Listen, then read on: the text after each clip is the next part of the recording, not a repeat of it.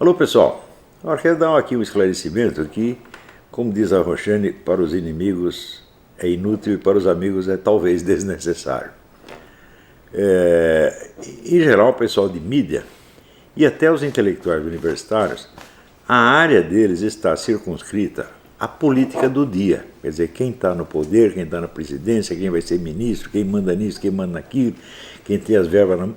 Ou seja, a política no sentido mais miúdo possível.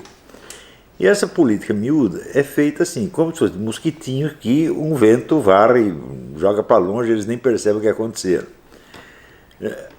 A política mais profunda, ela depende diretamente da vida intelectual no seu sentido mais denso. Se você examinasse tudo o que aconteceu na esfera ideológica dos últimos 200 e tantos anos, tudo não passa, vamos dizer, de um efeito vamos dizer, mais superficial das filosofias de Kant e Hegel. Quer dizer, Kant gerando positivismo, né, e toda esta corrente que vai culminar até no chamado neoliberalismo, e Hegel gerando o marxismo e tudo mais. Quer dizer, toda a política superficial é um efeito, né, da obra dos filósofos que os militantes políticos, as pessoas envolvidas na política, nem conhecem, nunca ouviram nem falar e não seriam capazes de entender. Eu imagino um desses neoliberais ou um desses comunistinhas lendo Kant ou Hegel. Eles iam ter congestão cerebral na página 5. Tá certo? Então eu, por exemplo, durante toda a minha convivência com comunistas, que foi por anos a fio, eu conheci um sujeito que leu Hegel, que era o Nabor Caires de Brito. Depois vieram mais dois, por influência dele, que foram eu e o Roberto Negrão de Lima. Os outros, meu Deus do céu, talvez tivessem lido algum dia quando tinham 70, 80 anos. Né? Aliás, o próprio Nabor, quando leu, ele tinha 70 anos. Né? Então, aí que ele começou a entender do que Marx estava falando.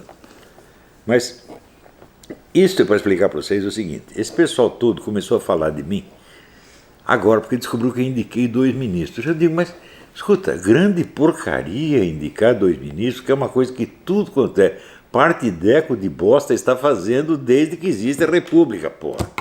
Por que isso tem tanta importância? E o trabalho mais profundo que eu mesmo fiz, que quebrou essa hegemonia intelectual esquerdista e abriu espaço para outras ideias, nunca foi objeto de notícia. Não é incrível? Né? Mas olha, se você pensar bem, isso é normal no mundo da mídia, porque mídia é superficialidade, meu Deus do céu. Mídia é futilidade. Quando você examina assim, você pega a história da ciência física desde 1880, 1890, ela começa a entrar na chamada crise de fundamentos, e daí vem várias reformas, e vem a teoria de Max Planck, a teoria de Albert Einstein, etc, etc, etc. Nada disso foi notícia, nada disso foi manchete. Manchete é quando soltaram a bomba atômica em Hiroshima, que era a consequência da consequência da consequência da consequência. Ou seja, a mídia é sempre a última a chegar. E no Brasil, ela chega depois da última. Porque esse atraso, essa incapacidade de acompanhar a corrente profunda é da mídia universal. Né? Já dizia, né, como dizia Joseph Conrad, o jornalismo é uma coisa escrita por idiotas para ser lida por imbecis. E tinha toda a razão. Então, aqueles que acompanham as coisas pela mídia nunca ficam sabendo de nada. Quando ficam sabendo, é porque já aconteceu há muito tempo. Chegam sempre atrasados. Aliás, até a década de 60, 70, nenhum estudioso de área nenhuma se guiava pela mídia. Isso era considerado um sinal de inferioridade.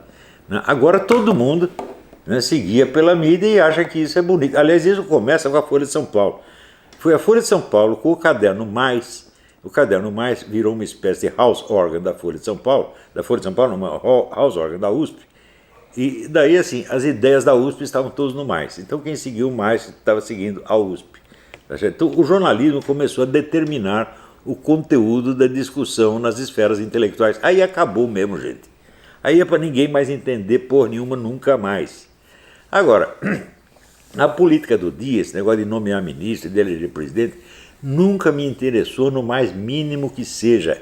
Não interessou e não interessa, se é o que você quer saber. Né? Eu apontei esses ministros apenas para ajudar o Bolsonaro, que eu acho que o Bolsonaro é uma boa pessoa eu acho que ele merece ser presidente. Eu disse, eu fui eleitor dele desde o primeiro ministro, desde o primeiro momento, nunca fiz campanha para ele, não, até recusei escrever um prefácio para a biografia dele, porque achei que isso era entrar na campanha. Não participei de nada, só fui eleitor dele e espero que ele me considere seu amigo. Isso é tudo, ele e os filhos dele. Não é isso? Ora, eu só comecei a escrever algo que teve reflexos políticos quando eu vi a devastação que a esquerda tinha feito na alta cultura do Brasil. Eu estava cuidando da alta cultura e não da política. Vocês podem ver, pega lá os caras que eu comento, por exemplo, no Imbecil Coletivo, praticamente não tem políticos, são só intelectuais. Tá certo? Então, eu estava tentando salvar não o Brasil, mas a cultura brasileira, porque se a cultura está em bom funcionamento, ela salva o país. Tá certo? E todo o meu interesse era nisso aí. Eu não tenho nenhum interesse nessa política que interessa à Folha de São Paulo, ao Globo, a esses colunistas, a esses Ruiz Faustos, a todos esses politiqueiros universitários. Todo esse pessoal está muito assanhado por causa disso.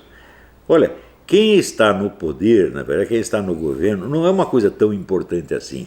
O importante no Brasil não é a eleição do Bolsonaro, gente, é a mudança cultural profunda que permitiu que chegasse o Bolsonaro ao poder.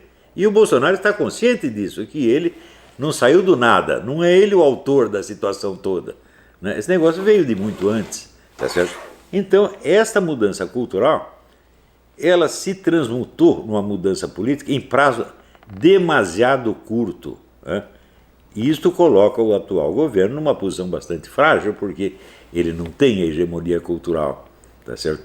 Então ele está lá em cima para ser o telhado de vidro.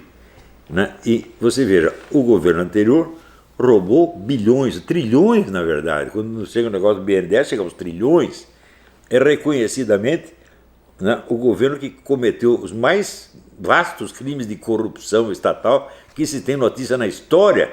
E daí os caras descobrem que tem um ex-motorista do filho do Bolsonaro e dizem, tá vendo, é tudo a mesma coisa, são todos corruptos. Quer dizer, isso é total falta de senso das proporções. Mas eu não quero me meter nessa coisa miúda. O que eu estou fazendo este vídeo apenas para lembrar as pessoas, olha, eu não estou metido na política, eu continuo fazendo o meu trabalho de antes. Eu estou interessado na criação de uma nova geração de intelectuais, alguns dos quais já despontaram para atividades mais conhecidas, já ocupam um lugar, mas eu espero criar muitos outros, e tem muitos outros que estão em gestação. E nós vamos continuar esse empreendimento, tá certo?